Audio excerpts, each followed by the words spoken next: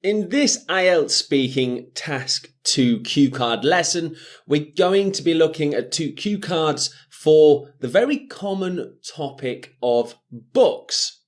So let's take a look at our first cue card example. Describe a book that had a major influence on you. You should say, who wrote the book? How did you hear about this book? What the main topic is? And explain why it had such a big impact on you. So, a book that has influenced you, that has changed your way of thinking. Let's take a look at the model answer. To be honest, it wasn't a very difficult decision to make when thinking about my most cherished book. Also, it would be fair to say this book has had a major impact in who I am today. So yes, it's a pretty important piece of literature to me. It's a little known travel guide for Southern Europe by a lady called Isabel Swan. I bet you haven't heard of her. This memory really takes me back to when I was around 11 years old. I found this guidebook upstairs in my parents' loft. I remember seeing it all dusty, sort of sat in the back of the room. But honestly, the cover and illustrations inside are truly amazing. As well as writing the book, Isabel also drew all the pictures too.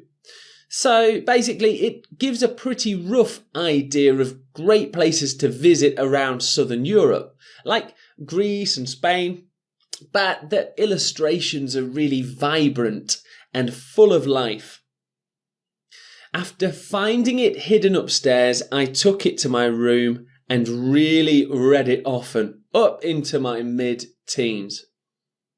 When I finished university, I couldn't wait to finally begin travelling by myself. Without a doubt, this book inspired me to travel and seek out new cultures and experiences. In actual fact, I luckily was able to visit a few places from Isabel's guidebook.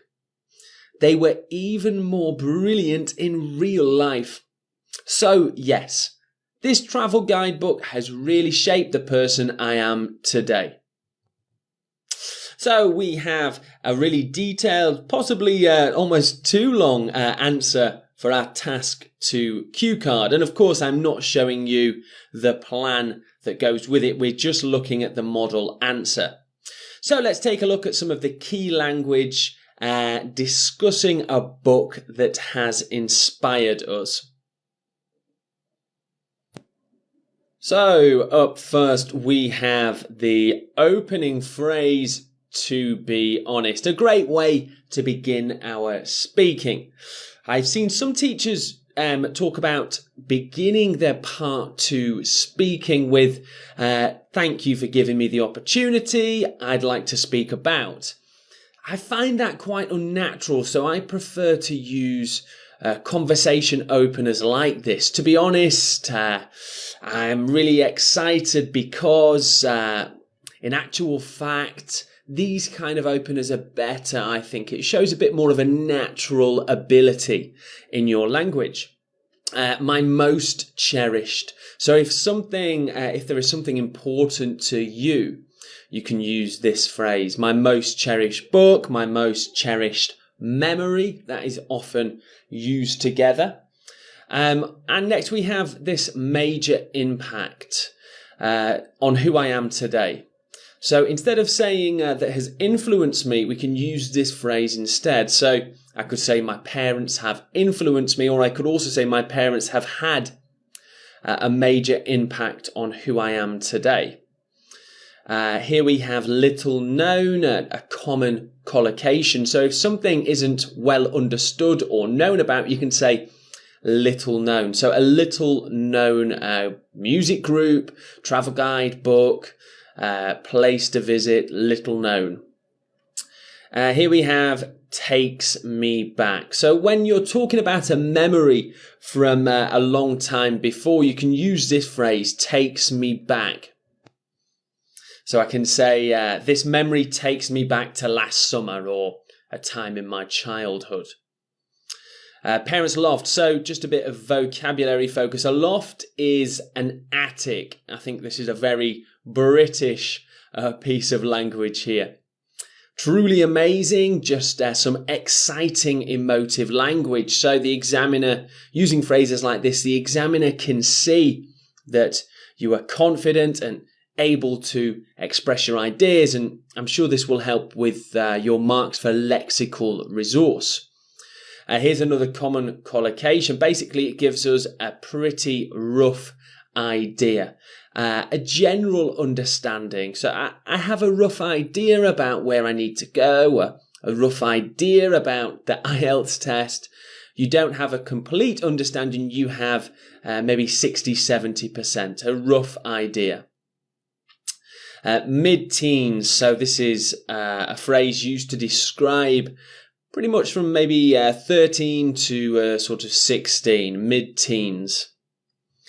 I was itching to finally begin traveling. So an idiomatic expression, because we're not actually itching, but when we are really excited about something, we can say, I was itching to visit or go or play. I was itching to see the movie. A really nice idiomatic expression. We've got a great opener here, without a doubt. And finally, shaped the person I am today. So again, talking about influences, you can say this book, this person, this film, this experience really shaped the person I am today. It made me me. So there's some really good language for discussing influences and books. Let's take a look at the next cue card. And here is our second cue card. Describe a book you read recently. You should say what the book is, when you read it, how did you hear about it, and explain if you enjoyed it. So quite similar to the first cue card, but instead of talking about the influence of the book, we're quite simply talking about a book we have read recently. It can be one you liked, it could be one that you disliked. Let's take a look at the model answer. Well, it would be fair to say I'm not really much of a bookworm, but I did read a book a few months back. I mean, it was a graphic novel, but it's still a book, right? Maybe it's time I started to read some thicker texts.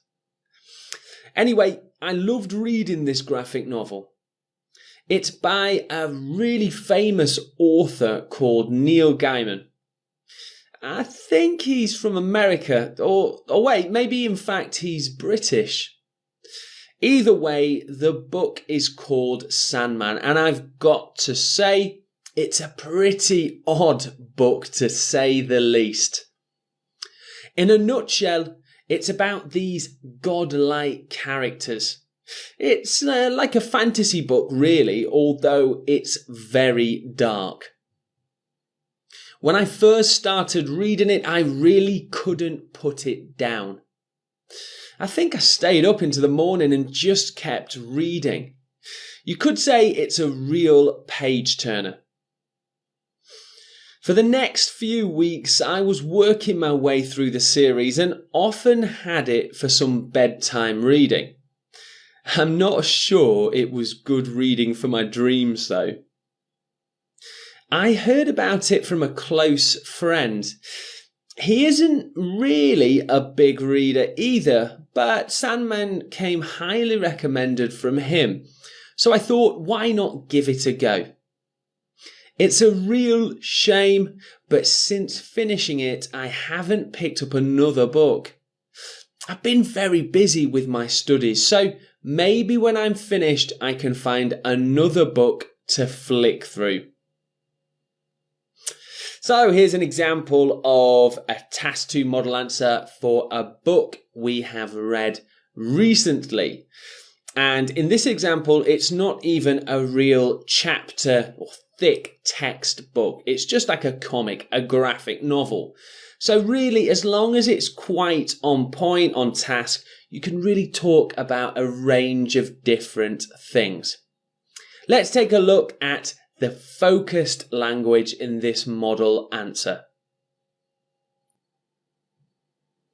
And highlighted in blue is our focused language, beginning with fair to say. So this is really an expression, almost like a linking phrase. It would be fair to say, which is almost like saying in all honesty. Or it's it's close to saying in all honesty. It would be fair to say I'm not really that into reading. So it's kind of like using in all honesty. Well, in all honesty, I'm not really much of a bookworm. Well, it would be fair to say. So a very native sounding expression. Here we have the phrase bookworm, which is an idiomatic expression. It's actually a metaphor. So if we say someone is a bookworm, it means that they read a lot. Obviously, they're not actually a bookworm. But if you say, like in this example, I'm not really much of a bookworm, it means this person doesn't read often. Here we have a graphic novel, which is generally a lot less text, but big illustrations throughout the book. And they can be, for a range of books, it's not just comics for Batman and that kinds of thing. We can even have graphic novels for Shakespeare. Next up, we have this expression, pretty surreal. And surreal really is a synonym for strange or weird. Pretty surreal. So if something is a bit odd, you can use this expression. In a nutshell, so an opening phrase for this sentence, which is an idiomatic expression. We are not in a nutshell, but it basically means to summarize something quickly, to describe something quickly without too much detail, which this person is doing here for the plot. So giving an idea what this book is about. In a nutshell, the book is about this and that, and a quick description. It also says very dark. Now, this sort of expression isn't to mean there's no light, but if we say something like a film or a book is dark, it kind of means that it can be quite sinister. It can be often scary, and definitely something that isn't really for young children. Here we have a really sort of topic-specific phrase, put it down. So put the book down. I really couldn't put the book down. It basically means I couldn't stop reading it. And another topic-specific piece of vocabulary, page turner. So if you describe a book as being a page turner, that means that it's really exciting to read and you want to keep reading it. Here we have working my way through. So we can use this for books or we can use it for tasks and activities as well. I was working my way through some admin documents or working my way through a series of books, which is the example here. Bedtime reading is a phrase that we use for a book that we read before bed. A close friend is quite self-explanatory, a friend who we spend a lot of time with. This noun here, this noun or phrase, which is big reader. If you say someone isn't a big reader, it's not actually about size, it's about how often they read. So if someone is a real big reader, it means they read a lot. Highly recommended, often books do come highly recommended from people, so a collocation here. picked up another book. So we can often use this verb to describe buying books or reading. So I haven't picked up a book in a while, which means I haven't read for a long time. And finally, we have this phrase, flick through. It means to read quickly without too much emphasis on reading for detail. Often this could be with a newspaper. So I was flicking through the newspaper. Flick through. Okay, so that really is, there's quite a lot of really sort of topic-specific vocabulary and great language for books here. Have a go at using these expressions yourself, write them down and practice using them in your own sentences. See you in the next lesson.